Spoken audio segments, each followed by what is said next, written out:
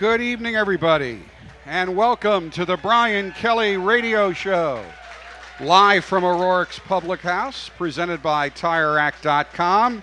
And give him a round of applause because to get through that hockey parking is not easy. Coach Kelly got here right on time tonight. We appreciate the efforts. I ran. You almost would have had to. No, they're all here, though. It's a good crowd. We've got, I think, women's soccer. Soccer going on. Hockey's playing tonight. So we've got an exciting campus. And we got a great crowd here tonight at O'Rourke's. Well, we have packed house. Packed house here tonight. We appreciate that very much. Coming off a break week, not really, despite your very amusing sense of humor, not really a break week for you. You weren't golfing. You weren't on the beach. You had a lot of work to do, but more importantly, you practiced a week ago Monday and then gave the kids off Tuesday until last weekend. How'd they come back? Well, obviously, the week off for us physically is a great thing, and especially, as you look at the schedule, it was a midwinter break. So when the school closes down, anytime that you can get your bye at the same time, our kids were right up against it with exams and things of that nature. So it was great to get that break, and then get away. Get away. Obviously, it was not a great start to the season for us, and so they needed to get away, but they came back energized. They had a great week of practice, and they're excited about playing the Miami Hurricanes on Saturday. I have been really impressed with the demeanor of this team. I mean, you've been coaching 27 years, and you've had years where you struggled.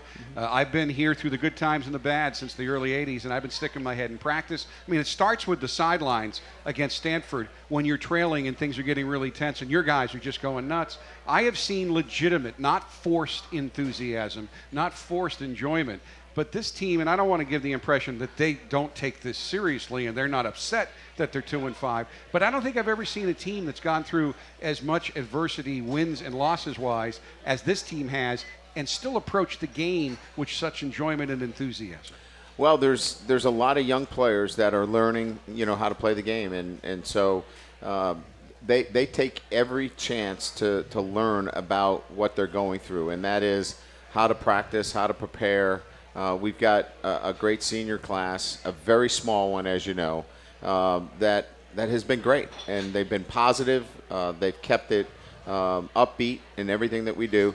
And what they're doing, look, we're 2-5, and that's not a great situation. But what they haven't done is poison things from within. And so now our freshmen are looking at it and going, that's the right way to be about a professional and the way they do things on a day-to-day basis. And once they start winning, they're going to win for a long time. I know you've heard that from me before, but they're going to break through. And we've seen it week after week. It's execution, it's finishing off games, it's doing the little things, and they're going to get paid back because you get what you deserve. And at this point right now, they're doing all the little things. They're practicing hard. They're preparing the right way. And they'll get their payback. It's going to happen for them. I've seen guys that don't practice the right way. I've seen guys that take the easy way out, and they get what they deserve. This group will get paid back. And certainly before the season, and you didn't make a big deal out of it. You and I talked about it privately. You were really young coming in, and you knew that. But you were basically kind of hoping that the guys would step up, and it's been, if you go back to your 12-0 season again, and I just like to use that as a benchmark because people remember it, you won a lot of close games. Yeah, we won 5 games by 7 points or less. We've now lost 5 games by 8 points or 8 points or less. So you've got to win those games, and you do it with mature veteran players, and these guys are learning how to win, and they're not. The thing that I like about it is their attitude and preparation has been great, and that's going to get them a payback down the road. And no, the immediate is not fun for anybody, but what I look at is how that's going to transform itself into wins for a long time. And when you play as many underclassmen that we're playing, I think upwards of 39 to 40 underclassmen, they're going to be here for a while, and that's the positive of it. So you've got to look at it, is the glass half full or half empty? I've never looked at it as a half empty situation. Half full is they're gaining a lot of experience and they keep fighting, and that's the most important thing. And it's hard to be young at Notre Dame.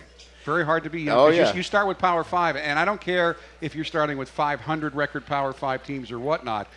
You're starting with teams that if you make youthful mistakes, it can cost you, which is what happened. You sent 10 guys to the NFL because, people ask me, well, how can we be young? Well, it doesn't matter that you've been here 7 years. Change is a part of college football. And Notre Dame, where you're a student athlete, and they kind of rush you through. You were supposed to graduate at the same timetable as a regular student, and Right. most of your guys are ready to go after 3.5 years. Not many people leave this place. Your senior class is a bit of an anomaly, nor if they're not playing a lot are they encouraged to find other places to go to school. So Notre Dame has a tendency to get younger quicker than a lot of places.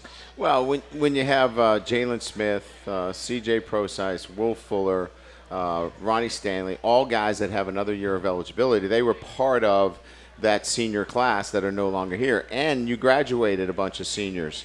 When you lose a Nick Martin, and you lose Chris Brown, and you lose Sheldon Day, and you lose Kavari Russell, who is another underclassman.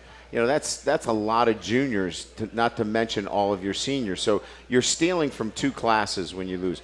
Notre Dame's never lost that many juniors ever in the history of the football program. So that's a big void. Now, coming into the season, I felt like if we could get off to a good start, that we would gain that confidence necessary, to get the momentum going, and then lose a close game in overtime to Texas. Obviously was difficult, and then a couple of close losses have put us in the position that we are in. Not that we got blown out by anybody. Not that these guys haven't competed and had a chance to win every game. And that's what I love about this group. They're going to keep fighting, keep competing, and that's why when they win, they're going to win for a long time. And certainly, no one's perfect. You're not perfect. Staff's not perfect.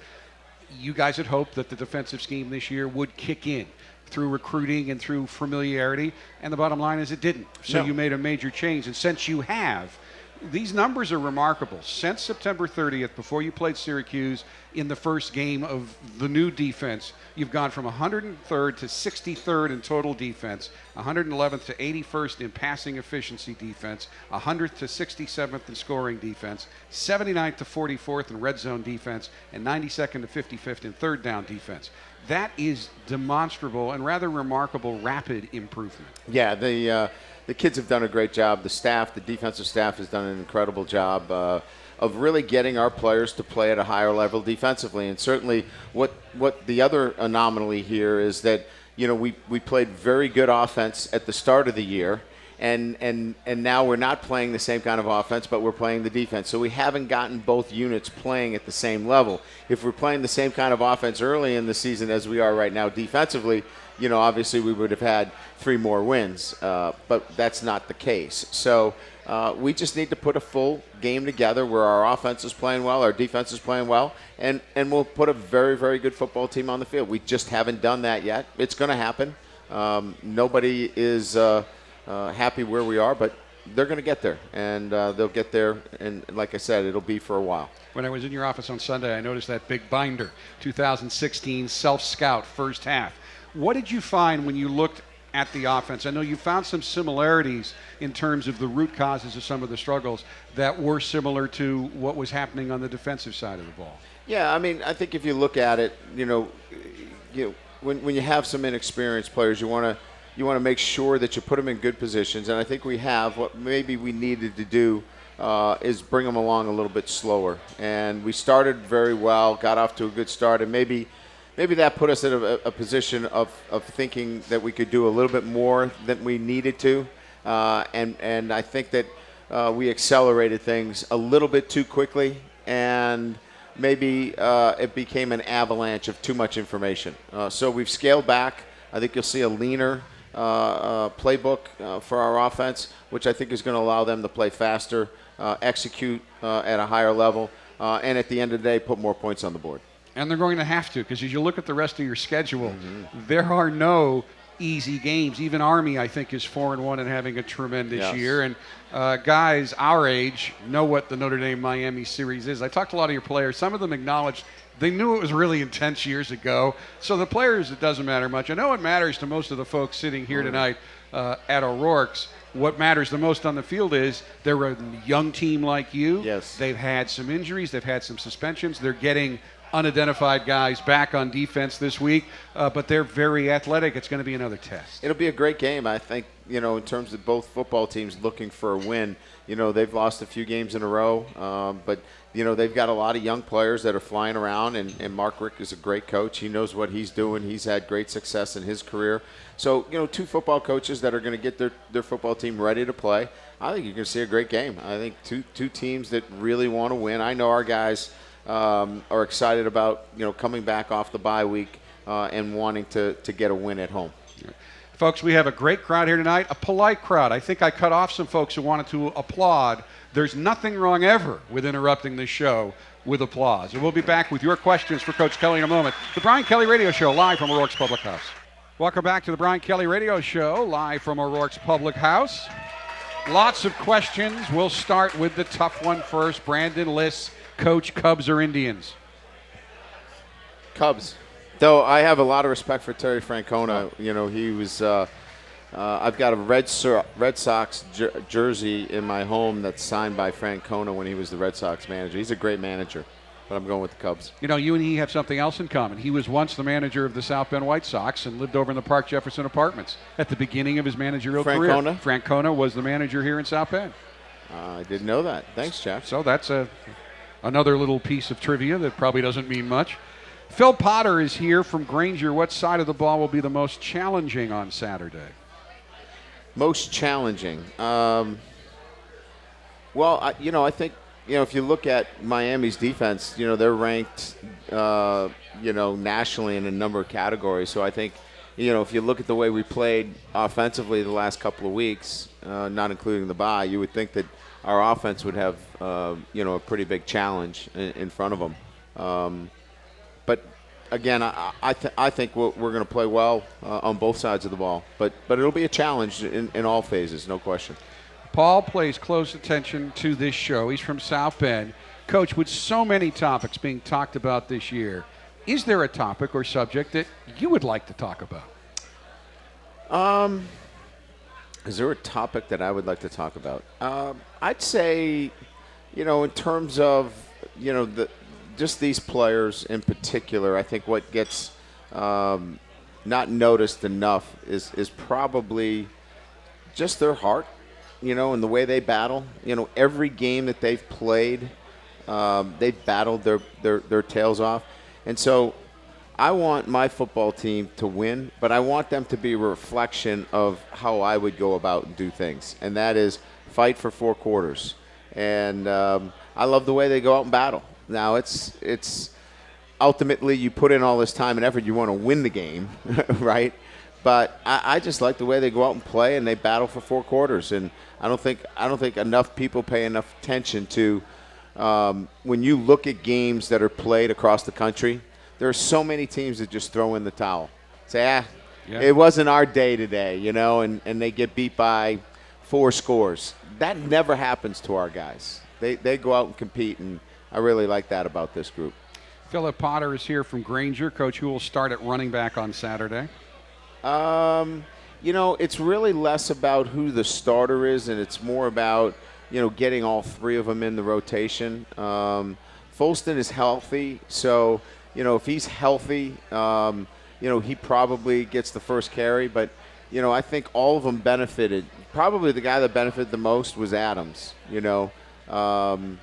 I think the week off for him really helped his legs. And certainly you said in your press conference, you are probably as healthy as a team as you have been the entire year. Well, maybe that I can remember, obviously we lost, Crawford was a great player for us. Losing him, was certainly a blow. But, this could be the healthiest team we've had in a long time. Now, we don't want to diminish if Javon McKinley's listening. Javon, we lost. In practice, and he's been a good special teams player for you. Javon's been a really good player. We lost him yesterday to a fractured ankle, unfortunately, in practice. Went down, caught a ball, landed awkwardly, and fractured his ankle. He'll be out for about 5 months. Now, Coach, as you know, Halloween's coming up on Monday. Now, Is it? I noticed that Your wife's here, but fortunately her sisters are not, because the last time we talked about Halloween, Oh yeah, you it wasn't. you got good. in a little trouble. But Yeah, it was something about the the house, and we won't, the house of and witches, yeah, and we won't go there again. Yeah, that wasn't good. But we do have a couple of Halloween questions. Kevin Smith from Napanee. With Halloween on Monday, what is your favorite candy to find in the trick-or-treat bags in your house? You know, I don't eat a lot of candy. But if I did have some candy, it would be a Snickers bar. Energy. Snickers. Gives you energy. We got Snickers. Snickers fans Snickers. here. This next gentleman's always here because he's our cameraman. He can't win gear, but he can submit questions. Natural Baptiste from Brooklyn, New York. He's a freshman at Notre Dame. What is your favorite Halloween costume of all time? Of all time? I think when I was I think I was 6 or 7 years old. I think I went as Speed Racer. All right. That was a very popular show. Yeah. Ran on Channel 56 in Boston a long time 56 in ago. Boston. Yes. Beth Hendler's here from Houston. Does the team prepare trick plays out of punt or field goal formations, especially when it's indicated that an opponent could be susceptible to such a play? Yes. And that's all the details we can go into. Yes. Beth has been probably watching and wondering why you wouldn't run trick plays in certain situations. But a lot of times, you know, they leave their defense out on the field. And so they're preparing for a fake or you doing that. So sometimes you may have a fake call on, but they've left their defense out on the field, so we check out of it. So we've actually had, coincidentally, we've had 2 or 3 times this year we've had fakes on that we had to check out of because they've left their defense on the field. So sometimes you have them on, but they leave their defense, and you've got to check out of them. I know you spent it at work, but you celebrated a birthday earlier this week, and Lisa M. wants to know if you did anything special. I worked until 11. I got out at 11 p.m., went in at 6:30, so I got out 30 minutes early. So it was only a 16-hour day. Those extra 30 minutes. Yeah. No, I got a chance. My family came and had dinner with me, so that was really special. That's right. They came to practice. I remember. That was very nice. That was very nice.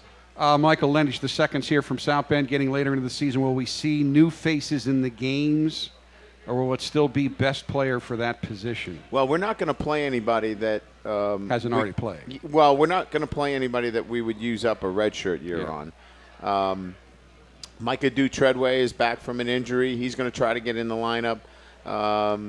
You know, Brandon Tiasom is doing really well. He's going to try to get into the lineup. There's a couple of new faces. And then I think you'll just see guys that are, you know, probably trying to earn some more playing time that haven't played a lot, but I think are progressing and may get some more playing time. Chuck Sossman's here from Granger as always. Watching the Miami-Virginia Tech game last week, I noticed both teams play an aggressive, high-tempo offense. How will you deal with those offenses? Well, you know, obviously we're familiar with them, you know, and they play fast and they can play tempo. So, you know, we've worked on it all week, and you know, we saw it against Texas. We've seen it, you know, a number of times. So we're prepared for it, and I think we've got a good plan for it. Ray Huber is here from Culver. He noticed the enthusiasm of your team as well. Coach, what did you say to the team to get them dancing on the sidelines during the Stanford game? That's the most emotion I've seen on a bench since back in 1989. Great job. I agree. I think it's the most, and that's a new standard for our team. They're gonna have that kind of energy on the sideline. We've talked about how we want to be perceived as a football team. We want that kind of energy all the time. We've got a lot of young players that are excited about playing, and that will be part of who we are moving forward as this team begins to kind of formulate who they are. It's going to be a group that has a lot of energy, that plays with a lot of energy, and when they start winning some games, they're going to be extremely intimidating when you watch them play from the other sideline. As they're kicking your butt, we're going to have fun while we're doing it. Sharon Loftus is from South Bend, but she was at the NC State game. Coach, Was it somewhat fun playing in the slop at NC State? I was there and will remember it for the rest of my life. I'll also ask that to the players a little later. You know, I can't say it was a whole lot of fun because it's so difficult to execute in those kinds of conditions. I think our defensive players probably had some fun falling around in the water a little bit. But, you know, as a defensive player, you like it a little bit better. But on offense, it's so hard to gain any kind of continuity or execution from an offensive You couldn't do standpoint. anything you practiced, basically. Yeah, you're really, you know, again, I think the defense, as you can see, they're flying around and having a lot more fun than the offense is in this kind of game. Matthew Mississauga from Ontario emails us frequently. Hey, Coach, regardless of the weather or climate, what is your preferred game day attire when coaching on the sidelines? My preferred would be shorts and you know, a T-shirt. Preferred, usually a windbreaker and a visor is preferred in terms of game day attire. I mean, I remember growing up, you had Tom Landry, always a suit and a hat. Yeah. Mike Ditka had a clothing deal, always a three-piece pinstripe suit. Are you glad it's not like basketball coaching? You're not getting all dressed up to go coach? Well, if I could be like Mike Bray. What if you had to wear a tie? Nah, I'm not a you know, the only guys that have really pulled off a tie, very few, you know, as you look back, a lot of guys that wear ties are not employed anymore. The guys, the only ones that I can remember that are really good with ties, Bear Bryant was good with a tie. Did Woody wear a tie? Woody wore a tie. Yeah. I'm talking about college, right? Yeah. Woody, I think, wore a tie. I think one other guy that I thought was successful, I'm trying to remember, did Paterno wear a tie? Yeah, I think he did at times. I At don't think he did at the times. end. No, he did wear a tie. He did wear a tie. But he wore a tie and a windbreaker. Yes. Tie yeah. and a windbreaker. So, but then I can think of a ton of guys that wore ties that are fired. So, you know, the tie thing, like if it was undefeated as a tie, I would have had one on like 5 weeks ago. You know, after our second loss, I would have put a tie on. But And we don't have a tie sponsor, which at this point is a good. I think it's a good happy medium because baseball. now there's a managers still lot of wearing the people out there that uniforms. want me to wear a tie the other way.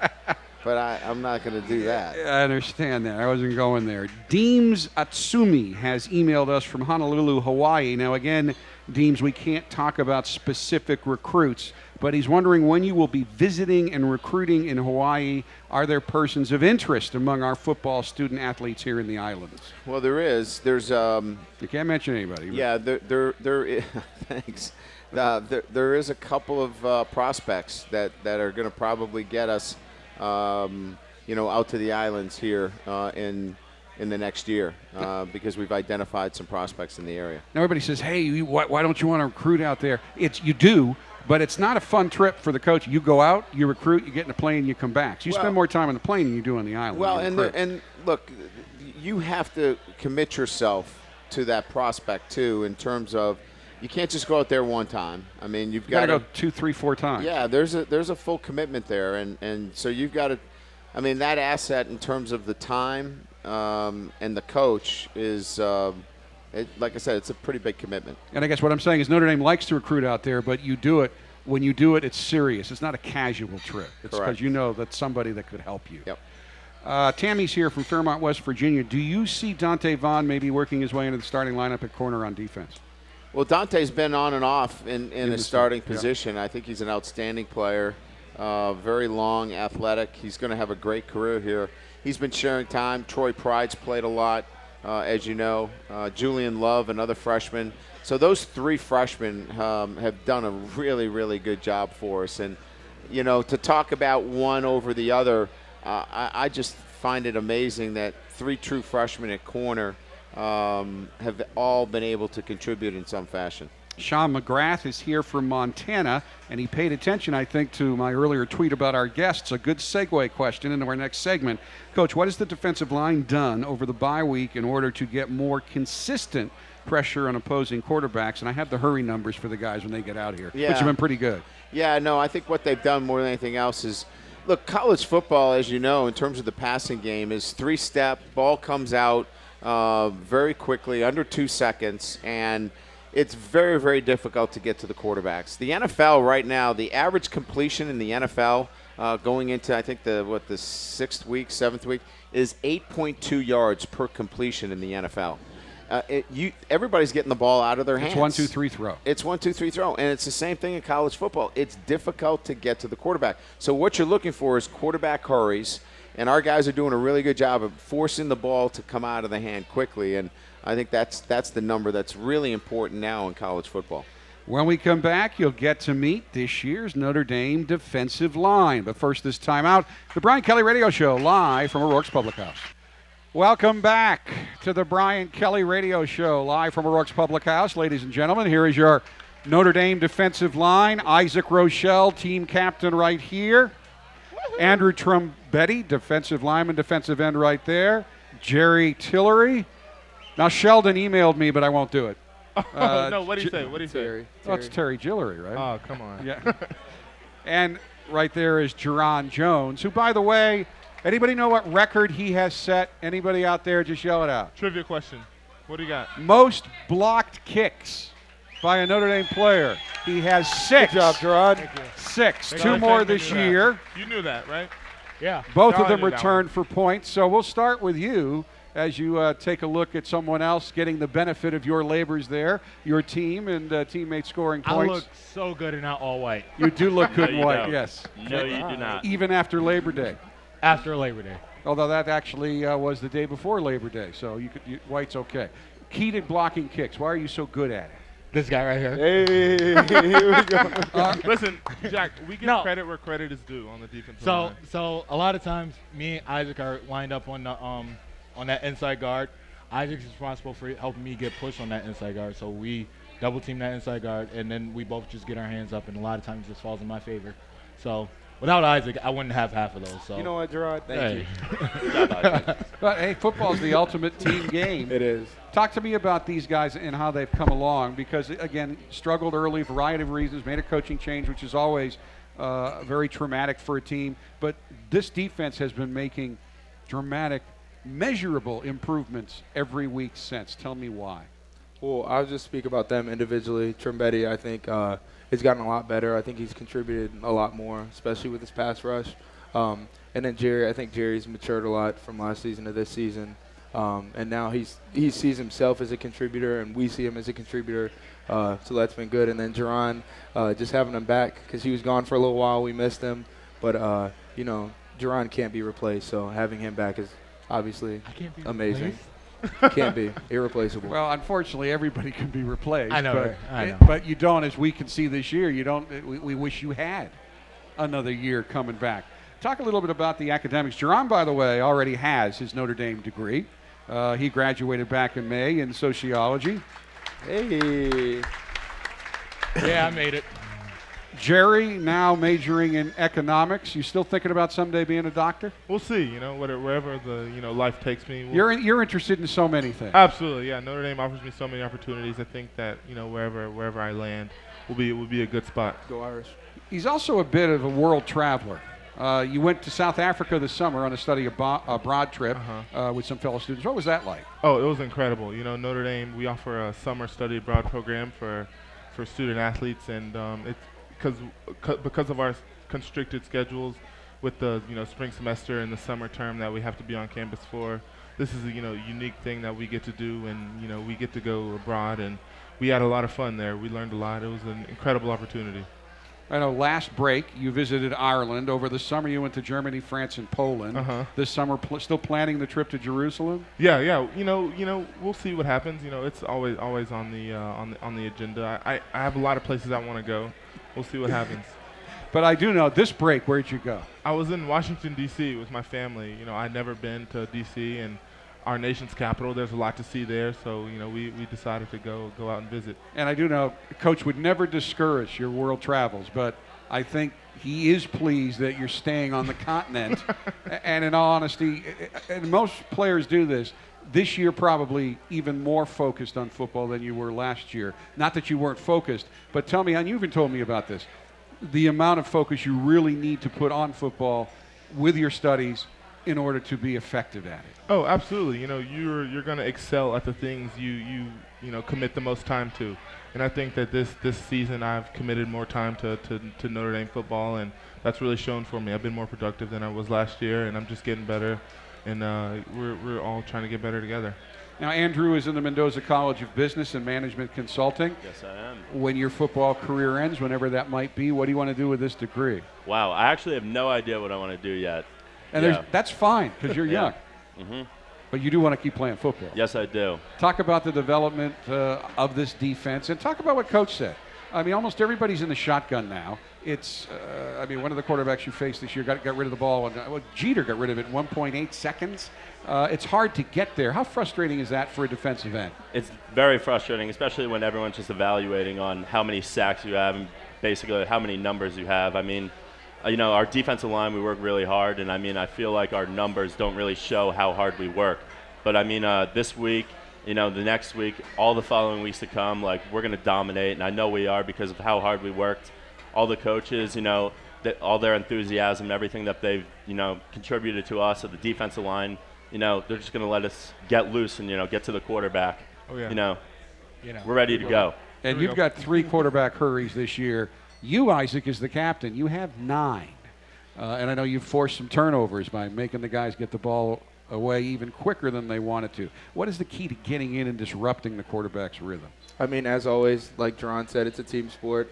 And ultimately, if they have a good pass rush, I have a good pass rush. So for the D-line, we got to work together. And they open up opportunities the better he plays. They want to double team him, and then they let me free. I need them to do it. I think every time I've interviewed you over the last few years, because the political scene has been so interesting and keeps getting more and more interesting. Poli-sci major right here. You're a political He loves this question. science major, but just what have your classes been like? Because we've certainly never had a presidential election like we've had this year, and you're just learning about it. So it probably doesn't seem that strange to you. To those of us who've been voting for a while, this isn't my dad's presidential election. So what do you guys talk about? Yeah. Well, fortunately, I don't have any classes dealing with the election because it would be controversial, but I'm taking an Israeli-Palestinian conflict class right now. That's my only poli-sci class. So as far as the election, I won't speak on it because I don't have any classes on it. So it would be tough to evaluate right now. It would be. And, it's interesting, like you said, and it's an important time in our country's future. So what are you learning in that class, though? Because that's one of the most difficult clashes between cultures in the history of the planet. Yeah. We're just looking at both perspectives and talking about the conflict as a whole. And also we're looking at, the implications of America getting involved in different things that we do.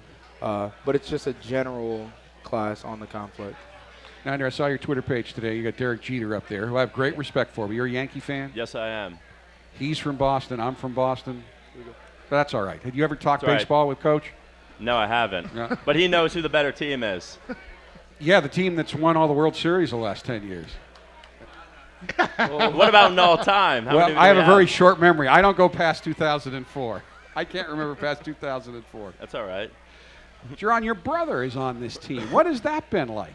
It's been awesome. I even did a living situation with my mother. We did a lease together, so we lived together. So instead of her having to get a hotel every week, she just stays with me. We've been having a lot of family up here. Mom's been living the Notre Dame life because a lot of times last year when my little brother was still in high school, she had to balance between going to my games or going to his games. So now that we're all together, her and my dad have been coming to every game. So she's been enjoying it. Now, you're bigger than he is, both in age and size. Have Yeah. you always been bigger than him? Yeah, I'm actually bigger than my older brother too. Really? So yeah, I have 2 older brothers and then Jameer, and then I have a little sister, and I'm bigger than all of them.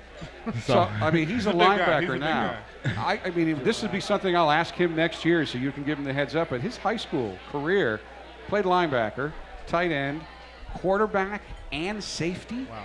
Quarterback, safety, and receiver. Unreal. So was this all at the, or was he growing out of positions? No, he was just all over the field. Always an athlete. Yeah, he was just a straight up athlete. Playmaker. I don't think he's that fast, but other than that, I give him props and everything else. I still don't think he can beat me in a 40 and stuff like that. So We can set that up. Yeah. we can set it up, and I'm confident I'll win. All right, folks, coming up next, what I am predicting will be the most entertaining radio show 60-second drill in the history of this program. That's coming up next on the Brian Kelly Radio Show, live from O'Rourke's Public House.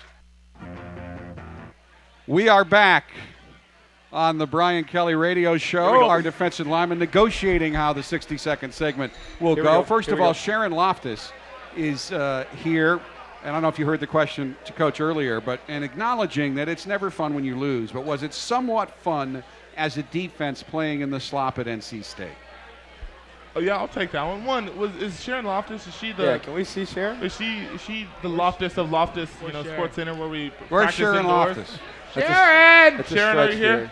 All right. Oh. Well, Sharon, yes. Well, I think we had a good time at the in the NC State game. It's always fun. We force the team to run the football, and that helps us on the defensive line in our production. So I did well in that game. So I think I liked it. Yeah. Now you're going to laugh at that. John Loftus, who it's named after, really is my step-great uncle. Oh, no way. Which I didn't know until a few years ago. Well, send him my best. I met him once, and he had a very intense conversation about a coach here on a different sport he didn't like, and I will stop right there. Like I could change it. All right, Jerry wants to change the 60-second drill. Coach is looking at me like, oh, no. So if you want, Jerry would like each of the linemen to ask the other lineman a question. I'm scared. So we'll see how this goes. You start. I don't trust from here over. Okay, questions. Isaac, listen, I have a question. Just saying. I have a question. Okay. Yeah. Who is going to win this election in 2016? As a political science major, don't make him do that. Don't make him. No. I'm going to overrule that only because it's dangerous. Okay, that's fair. Yeah, Take it away. Like I said, trust and I was mistrust. going to have a good question. In the current climate, that's just dangerous. Because I have some strong opinions, and no one's going to hear them outside my house. Got it. All right, we'll go back to the safety. If the captain was correct, because he didn't think this was a good idea. Now, that was a bad idea. It'd be a good idea afterwards when we're not on the air. Over. Favorite class? What's your favorite class? I graduated, so I guess my favorite Jerron class is the is wrong NASCAR. person. That you ever to ask. took? Favorite class you ever took? Favorite class I've ever taken was probably social problems. Okay. Microeconomics. Don't know the name of the class, but Andre Venter, whatever class he Social teaches. psych. I was Social going to psych. say the same thing, Social psych. honestly. All right. Yeah. Great professor here. He is a great professor. All right. One thing the public would be surprised to learn about you. I love my truck more than anything. Okay. This is true. This is Andrew? true. Wow. I'm actually a great dancer.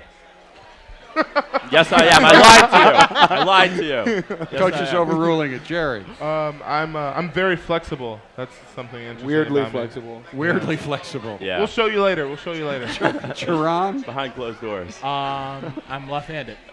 Okay. By the way, what kind of truck do you have that you're so in love? F-250, 330,000 miles. Followed on Instagram. Big Georgia Green. 30,000 miles. Favorite spot at Notre Dame? We'll start with Jerron. Just to hang out. What's your favorite spot? The Goop. Okay. I'll go to the 13th floor of the library. It's always very quiet and no one's ever there, so that's my spot. No one go there. Okay. There's this bench on the opposite side of the lake where you could see the everything of Notre Dame, and I think that's the best place. So Good spot. There's a bench in front of the dome. It's incredible. You can see everything. All right, guys. Which is better? A sack, a blocked kick, or an interception? Jerron's had about all of them. Interception, hands down. By far the best experience. He's the only guy up here who So has. do we just Oh. bypass? Listen, I bypass? think he's the right. best one qualified to answer Yeah, this let's question. not. He's had them all. One thing you always hear. Actually, I have an interception for a touchdown, so that's the best feeling. Oh, there. wow. That's right. Okay, That's so right. That's thank right. you. Thank you. Correction. One thing you always hear from Coach Kelly in practice. Get a break. That's true. That's a good one. That's a good one. Here we go. Now, hardest player to tackle on the team. Quentin Nelson. All right. I'll go with How ball would you? carrier. Why are you tackling Quentin Nelson? Tells you a lot about Jerron's play. Yeah, that's what he plays the game. He's big. He's big. I'll go Josh Adams. He carries the ball really aggressively. He's a good player. I'm gonna go with myself because I'm waiting for a third down carry. That's right. I remember Yep. that now. That's absolutely right. Yeah. Does anybody want to talk to me about this new formation called the Whale? Oh, my God. It would be best if Pete Mockel was here to explain it to you. Okay. Oh my God. Yeah, we can't talk about it. He's not here. It's to a defend secret himself. play. It's a secret play. Yeah. Hey, look, Miami's worried about this now. They're going to try to The figure out what the whale. whale is. That's crazy. Oh my God. Incredible. Apparently, best dancer on the team? You? Oh, Who's the best Andrew dancer on the Trumbetti, team? Andrew Trumbetti. Trumbetti, Andrew Trumbetti. Not Jerron. I'm a great dancer. He's the worst dancer on the team. He tried Jerry's- the yeah, most. You know you're on Twitter today dancing. No, Exactly. Jack, new question. New And question. Who's the worst dancer on the team? Jerron Jones. Wow. Jerron Jones. Thank you. Are Thank you serious? They're ganging up against me right now. You're on Twitter right now. They're ganging up Twitter's against me. getting rid of Vine, so they put the Vine of you dancing in the cool tub. Are they? Oh man. Yep. That's on Twitter again today. Coach is grimacing. Hey, football put it out. Player on the team most likely to become a football coach. Montgomery, by far.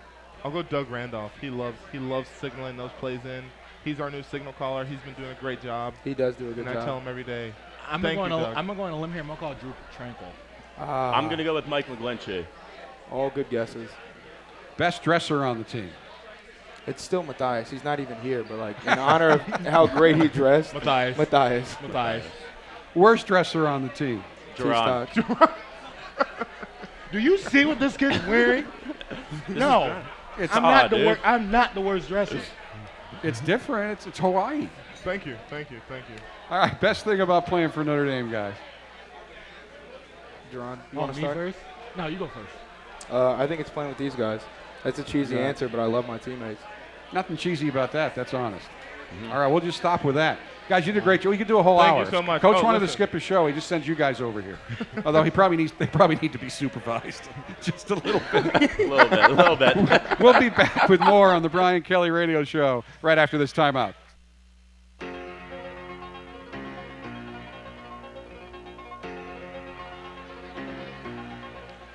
Welcome back to the Brian Kelly Radio Show, live from O'Rourke's Public House. I think we just saw another example. I mean, everybody knows it's hard to coach here, it's hard to win here, but that's one of the reasons why you coach here. Interesting guys that are fun to be around. And they all have different likes, and they all have different things that, obviously get their attention, from Isaac Rochelle to Jerron Jones, who's already got his degree, from Rochester, New York, to Louisiana, to New Jersey, to Georgia, from different states. But, the one thing that is so unique is they all care so much about each other, and they've got each other's back because, they make a decision to come to Notre Dame, and they share that same decision to come here and be challenged both in the classroom and on the football field, and they got each other's back. And so that's why it's such a close group of guys. And as soon as you become a member even of a recruiting class, those guys seem to bond immediately. And like all schools, you lose an occasional recruit, but not often.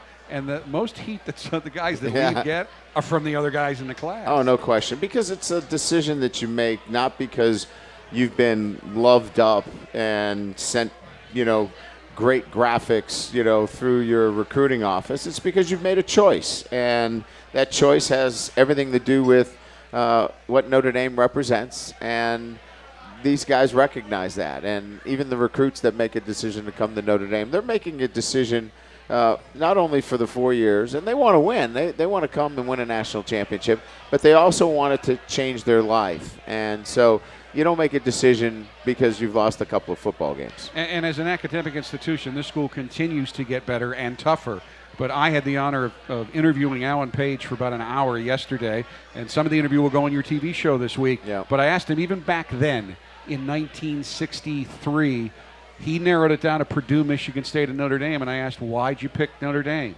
And it wasn't the football tradition. That was part of it, but he said it just seemed to be, for me, the better long-term decision. And not only did he end up being an attorney, he ended up being one of the most respected Supreme Court justices in the state of Minnesota. So it's hard here. You're going to work. The next 5 years, 4 or 5 years, aren't going to be a vacation. Right. But it's going to pay off the rest of the time. Well, Alan Page represents, I know a lot of people, remember him as, a guy who won a Super Bowl and, was an all-pro and certainly a great player here. But I think, what he's done with his career after football is probably a bigger accomplishment, to go from being There's no question. incredibly. And so that to me speaks to Notre Dame, that you can be that successful after a football career, I think is what Notre Dame represents. That you can go get your degree at Notre Dame, go to the NFL, and have the kind of career he did, and then top that by being a Supreme Court justice in the state of Minnesota. That, to me, is what Notre Dame represents. But he also told me he's got all his trophies in a closet. He doesn't look back, but he wanted to be the best he could be, and this team wants to be the best they can be on Saturday. We'll be back to wrap things up by talking about the Miami game right after this.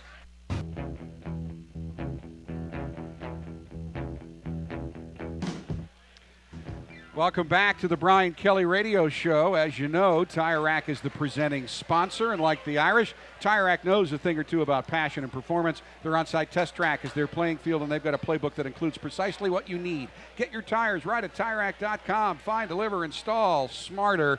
And Norfolk Southern wants you to make the next game. Slow down, look both ways, and never try to beat a train. Cross railroad tracks carefully. Get home safely tonight, everybody. To learn more, go to tracksurfortrains.com. We have a minute.